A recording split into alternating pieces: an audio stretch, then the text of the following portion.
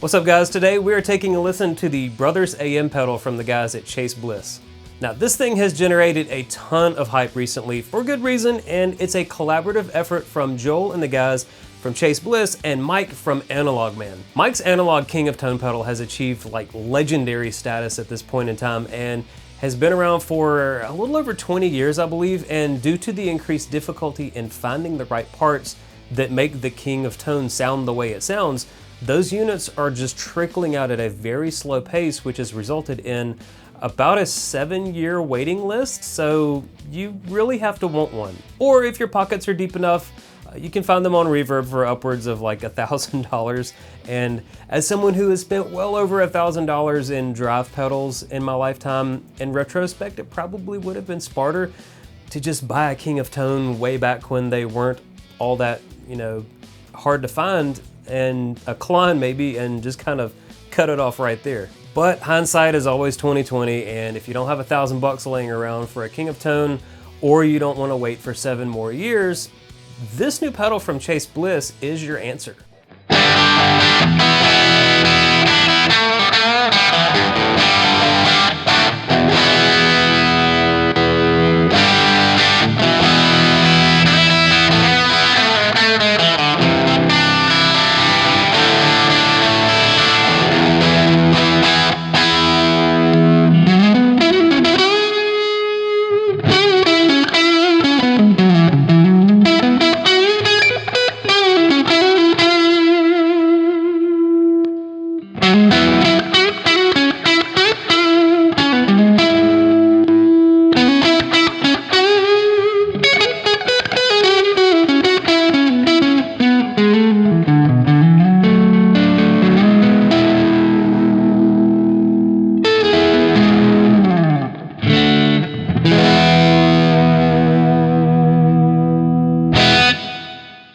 This unit is essentially everything that makes the King of Tone special wrapped into a compact dual drive and highly configurable unit, and that results in a pedal that can not only recreate the legendary King of Tone sounds, but also has Mike's Beano, it says treble boost, incorporated into it as well. In addition to that, this pedal also has all of the hidden settings that the original units had via the internal dip switches, as well as extra sounds that you would have to have modified versions of the King of Tone to achieve. So realistically, it's kind of like a greatest hits of all the iterations of the King of Tone, with the additional inclusion of the treble booster, MIDI switching capabilities. I mean, all of that is in this unit. They also have a really well done field guide to help walk you through the additional features and functions, as well as getting you started with kind of creating some initial sounds, and it does a very good job of explaining how everything in this pedal works. Now, rather getting into the weeds with this thing, I'm instead going to show you guys how I personally like to run this unit, how I have it dialed in, and how I ran it on stage this past weekend. For our show, I used the Victory Kraken here, which if you didn't catch my recent post, I loved that amp so much last year during my review time with it. I actually went out and bought one, and I've got a few shows under its belt, and it's just absolutely outstanding and just as great as I remember it being last year. Thankfully, the crunch channel on this amp plays really, really well with all different types of drive pedals and boosts, and it really can deliver sort of that one-channel wonder type sound that can go from clean to push to crunch to high gain, all with just manipulating your volume knob and a good boost pedal. Let's hear a few more sounds from the Brothers pedal, and I'm gonna be kind of lightly boosting the clean channel just to fatten it up a little bit. I'm gonna be slamming the crunch channel hard for a really nice high gain rock sound as well. And we might dip into the lead channel a little bit, but with this amp, the lead channel is extremely high gain, really doesn't need a boost, but we might see what happens.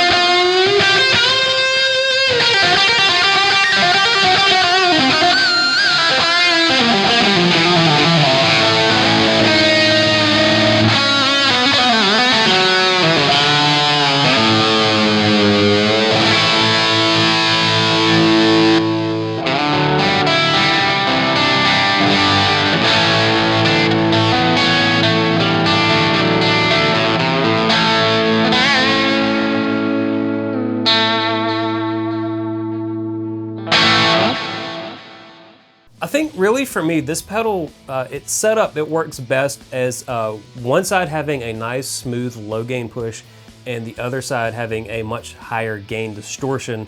And it really fills in those gaps nicely. With this being a 3-channel amp, kind of using it sort of as an intermediate gain stage between the channels of the amp. And I found like this weekend on stage and in the studio here, it was able to take the gain structure from the amp and sort of put each channel into almost like, I guess what I would call kind of like a Goldilocks position, where it's not too little gain, but it's not too much gain either. It kind of sits in that in-between area between the channels of the amp. So I don't have to worry about giving too much gain to the crowd on songs that really don't call for it, but also having enough saturation in the sound that what I'm playing feels and does sound right.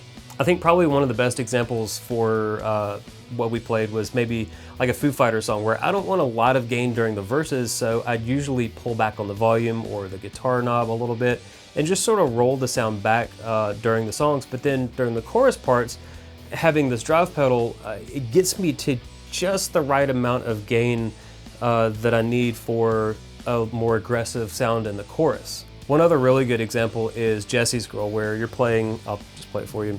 Here comes the copyright strike.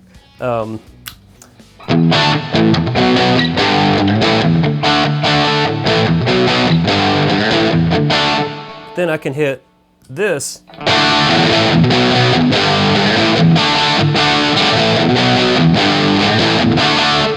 And get just a little bit more gain without having to go to this.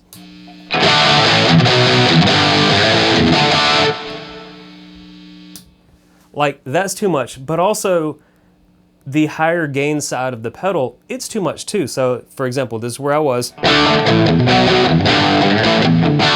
This is what I had it set to. But the higher gain side,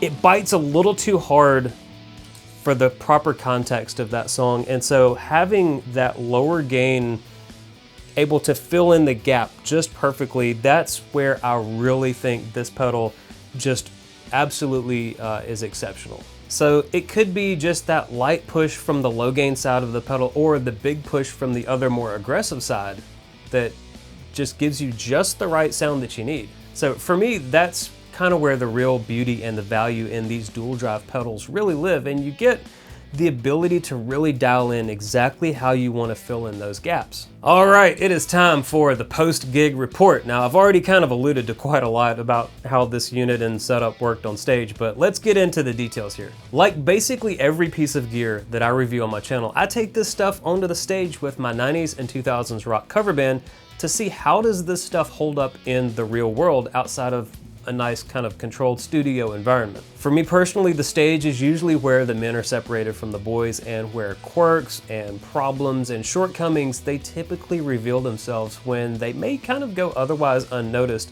at lower volumes or in studios or bedrooms where you're kind of in a just more casual jamming situation. Now, unfortunately for the Brothers pedal, that's where one issue did reveal itself. However, I'm not unfamiliar with this issue, so Let's go ahead and get into that. Okay, so some pedals use a specific type of switching relay to activate, and as a result of these relays, you can get a split second of no sound when you activate the pedal, the foot switch, and the Golden Boy also uses this switching relay method. The result of this can be a little bit annoying if you're in the middle of a performance and you want to introduce the drive as a chord is ringing out, if you want to introduce the drive seamlessly into your sound.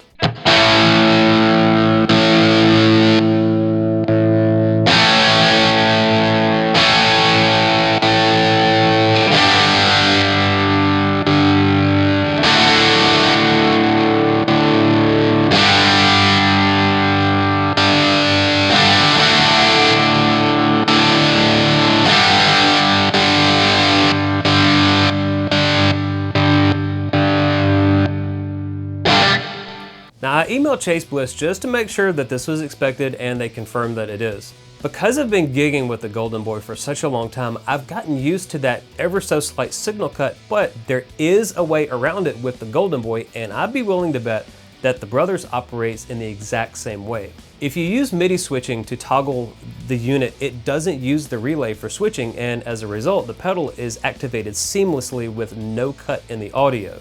Now, while I don't think you should have to rely on a MIDI controller, the benefit of using one is that if you do use a MIDI control for this unit, you can use like one switch to toggle both drives on or off, or simultaneously toggle any other function found on the toggle switches here, or in the back of the unit, or bumping the gain up to a specific value, or the volume up or down to a specific value. I mean, there's a lot of cool stuff that you can do with MIDI switching, or you can use an expression pedal plugged in to smoothly adjust one of those controls, like maybe have it control the amount of gain or the volume to raise or lower the intensity of the drive just using your foot. That's pretty cool.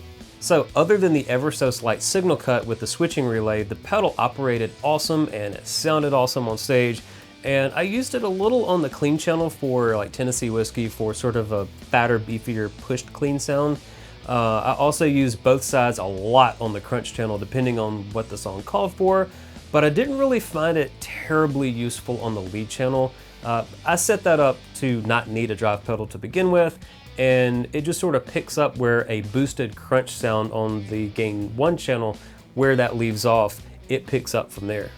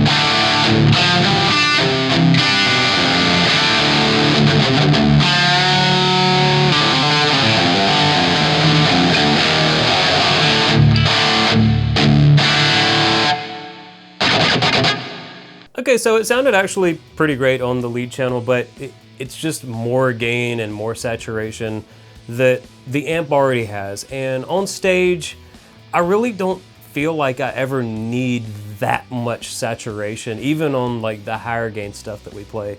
I think that this amp, the lead 2 channel, it really puts the gain in the perfect place for all of our heavy songs.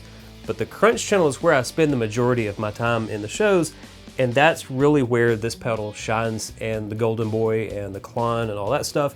That's where these pedals really, really shine, because they let me take what otherwise would be just a basic crunch channel, and I can roll the volume back and clean it up really nice, get a kind of a fat, kind of a edge of breakup sound, or I can kick it really hard with a higher gain boost and take it into the more modern rock and kind of like the 70s and 80s metal type stuff. So overall, I would say an A-. I would give it an A- on stage, but for the studio, it's an absolutely brilliant pedal. And if you don't ever take this thing on stage, kind of the one complaint that I had about it, completely a moot point. Speaking of the studio, the Kraken is not the only amp that I've run this into. I've played it with the Nitro, with the SLO, with the Jubilee, and it sounds incredible with all of those amps. I also use this pedal to boost both the Synergy SLO and the 800 modules that I recently reviewed, as well as the JCM 800 that I recently had on the channel for review. And I've got both the Tonex and Neural DSP captures of all of those units boosted with this pedal, and I've got those for sale, and hopefully by the end of the week or this weekend, I will have captures for both of those platforms done for the Kraken as well. And until my website is up and running, you can just email me with the email address down in the video description to get more information on how you can get your hands on those capture packs. And those capture packs have tons of different varieties of sounds, whether it's greenbacks or vintage 30s or DI sounds, boosted, unboosted, crunch, cleans, high gain boost, you name it. I've got a ton of captures in those packs, and it really kind of covers the whole range of sounds that I think can fit just about any player. Okay, so who is this for? I think if you're already in line for a King of Tone pedal, this is a really good piece, and it can probably not just satisfy that itch, but I'd be willing to bet that it would also be a great companion or alternative to the King of Tone once you actually have yours in your hands. If it was good enough for Mike to put his name and his company name on it, then it's probably good enough for you, and you could very well end up liking this unit more than the real King of Tone, depending on how useful the extra features that this pedal has. They can prove to be more useful than what you would get in the real King of Tone. Like, listen, I'm extremely simple when it comes to my music and the stuff that I play, and I've always sort of admired Chase Bliss units from afar. Like, they produce some of the most, like, the wildest and most unique sounds for musicians to really craft unique sounds from, and it really hasn't been, none of the pedals that they make have been anything that kind of fall into my style of writing or playing or what our band plays. This pedal, however, despite having a lot of flexibility and a ton of ways to manipulate the sound, at its core, it's just two drive pedals shoved into a little metal box with a volume, a tone, and a drive knob that all of us understand how to use. Even if you don't dive into all of the extra MIDI stuff or the dip switches that are on the back, on the preset stuff, all the cool features that this thing has, if all you want is a couple of very high quality drive and boost sounds, this unit does it, and it does it incredibly well. Hearing this unit has made me realize why people have been waiting years for their King of Tone, and why the first run of these units sold out like that. And I honestly feel a little bit lucky that a little birdie kind of tipped me off that the webpage for this thing had gone live before any of the reviews came out. So I was able to kind of sneak in there and get my order placed for this thing. Now, can it replace my Golden Boy? No, it was not built to do that. It wasn't built to replace your favorite Tube Screamer or your Boss or a Klon or anything like that. It was built to produce the Analog Man King of Tone sound. And what an amazing sound that is. Thank you guys so much for hanging out with me in this video. If you liked what you heard and you haven't already subscribed, you can help my channel grow and get these videos out there to more new viewers by hitting the subscribe button. And if you like it, you can hit the like button. Feel free to do that. And if you hit the bell, you can be notified of any new content that I release. This pedal isn't going anywhere. Well, actually, there is one other person that I'm friends with that I've promised that I would send it to them to check out. And I think that the video that they're gonna do for this thing is going to be wildly different from what you're watching here, and I really can't wait to see what they come up with. In addition to that, this is going to be, I'm gonna be using this in the studio for quite a few videos, and just kind of here and there as the situation calls for it. I like to keep a rotation of pedals. You know, I like this one. I like the MKII from the guys at Origin. Obviously, I love my Golden Boy and I love my JHS Klon, so it's just another exceptional sounding drive pedal that can be used to kind of enhance whatever amplifier that I happen to have here in the studio to show you guys. So definitely stay tuned for more content for this pedal. All right guys, I'm done for this video and I will see you guys in the next one. Take care, bye.